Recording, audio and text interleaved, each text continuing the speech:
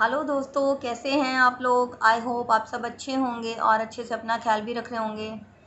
Guys, जो मैं आज आपसे बात करना चाहती हूँ उससे पहले मैं आपसे एक बात कहना चाहती हूँ कि प्लीज़ मुझे ऐसे मैसेजेस मत कीजिए, ना ही मुझसे पूछिए कि मैं किस पार्टी से हूँ। मैं किसी पार्टी वार्टी से नहीं हूँ, ठीक है। एक हिंदुस्तानी हूँ बस, मैं किसी पार्टी वार्टी से नहीं हूँ। और दूसरी बात जो मैं आज करना चाहती हूँ गाइस, वो ये है कि अब अगस्त में हमारी जो आज़ादी है, जो हमारा हिंदुस्तान आज़ाद हुआ था, उसको 73 इयर्स कंप्लीट हो जाएंगे। तो आप अपने दिल पे हाथ रख के बताइए मुझे कि आपको नहीं लगता कि इस आज़ादी को हमने कितने हल्के में ले लिया है। जिस आज़ादी को पाने के लिए ना जाने कितने वीरों ने, कितने फ्रीडम फाइटर्स हुए हैं, कितने लोगों ने अपनी जान दी, तो जाके ये आज़ादी मिली। और हम इसको कितने हल्के में लेके चलते हैं कि हाँ बस ये तो ठीक है, कोई प्रॉब्लम नहीं है। मतलब अगर मैं आपसे आज एक बात कहूँ तो आपको इतना गुस्सा आ जाएगा ना कि इस लेडी को तो बस मार डालें। वो बात ये है कि अगर मैं आपसे ये कह दूँ कि वो जो आज़ादी की लड़ाई थी, जो फ्रीडम फाइटर्स ने लड़ी, वो कितनी आसान लड़ाई थी।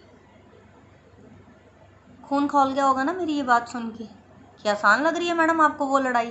किसी को फांसी हो गई और किसी का क्या हुआ, किसी को गोली लगी, कितने लोगों ने जेलें काटी और कितना ज़्यादा उनको तड़पना पड़ा, और आपको ये आसान लग रहा है। बिल्कुल यही सब आ रहा होगा ना आपके माइंड में। पर अब मैं बोलूँ मैंने ये बात क्यों कही। मैंने ये बात इसलिए कही क्योंकि उन्होंने तो वो जो लड़ाई लड़ी, वो तो अंग्रेज़ों के ख़िलाफ़ लड़ी ना। वो तो बेगाने लोग थे, वो हमारे अपने तो नहीं थे ना। बेगानों से कोई भी लड़ाई लड़नी बड़ी आसान होती है क्योंकि उसमें फीलिंग्स नहीं होती हमें एक दूसरे के लिए।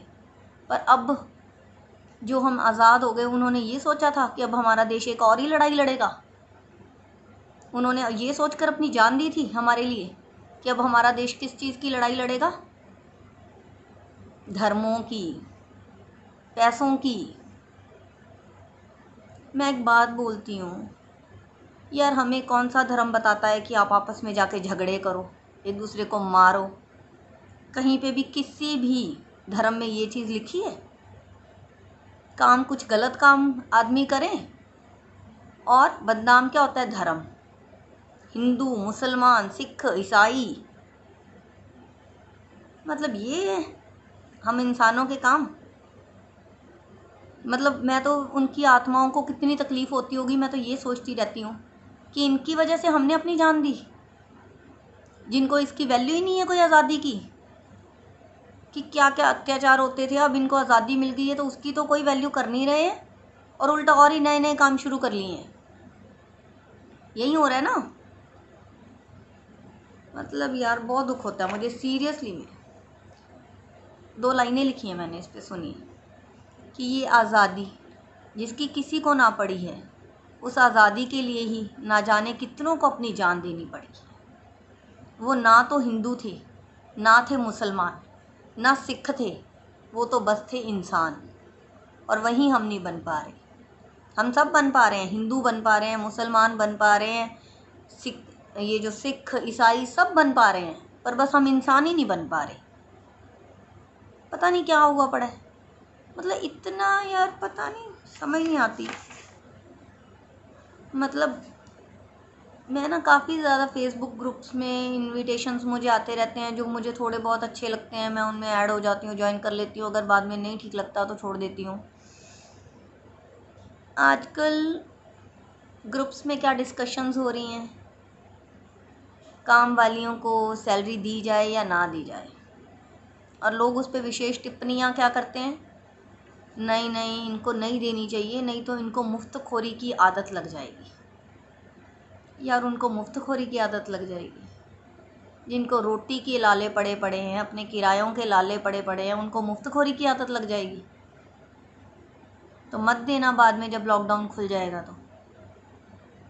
अगले बंदी ने आपका इतना साथ दिया है, हर वक्त आपकी सपोर्ट में वो रही है, और अब अगर 1-2 महीने उसकी सैलरी दे दोगे तो क्या हो जाएगा। कल मैं टीवी देख रही थी, उसमें कुछ मज़दूरों के वो इंटरव्यूज़ ले रहे थे काइंड ऑफ, कि क्या हो गया, आप ऐसे क्यों चल पड़े। तो राजस्थान के मज़दूर थे, वो कहते हम क्या करते साहब, जब तक हमारे पास पैसे थे, 15-20 दिन का किराया था तो वो तो हमने दे दिया मकान मालिक को। जब हमारे पास किराए के पैसे नहीं थे तो मकान मालिक ने हमारा सामान उठा के बाहर फेंक दिया। तो हम क्या करते। अब क्या बोलूँ मैं इस बात पे। मुझे तो ये बात सोच के ही इतना वो होता है ना कि लाइक, अब मुझे ये बताओ कि अब क्या वो जो रूम्स में वो रहते थे बेचारे, क्या उन रूम्स में आके कोई रहने लग गया। खाली पड़े होंगे ना अब भी वो रूम्स। तो अगर उनमें वो मज़दूर रह लेते तो किसी का क्या बिगड़ जाता था। मतलब अपने देश की तो किसी को नहीं पड़ी ना, लोगों के लिए कोई इंसानियत का जज्बा बचा है। बस यही है कि हाँ, हमारा फ़ायदा कहाँ हो रहा है, यही है ना। कल मोदी जी ने एक पैकेज क्या अनाउंस कर दिया, सब ने कैलकुलेशन स्टार्ट कर दी कि हाँ, इससे तो एक जो इंसान है उसके हिस्से में कितना आ रहा है। हाँ, एक के हिस्से में 15,000 समथिंग आ रहा है, तो हम 5 जन हैं, इसका मतलब हमारे हिस्से में इतना आ रहा है। देश की तो किसी को नहीं पड़ी कि इस वक्त देश जो हमने इतना लॉकडाउन रखा है, उसकी जो इतनी हमारी अर्थव्यवस्था, हमारी इकॉनमी जो पीछे चली गई है, उसको कैसे स्टेबल करना है, उसको तो किसी को नहीं पड़ी। उसके लिए किसी ने कोई आइडिया निकाला है।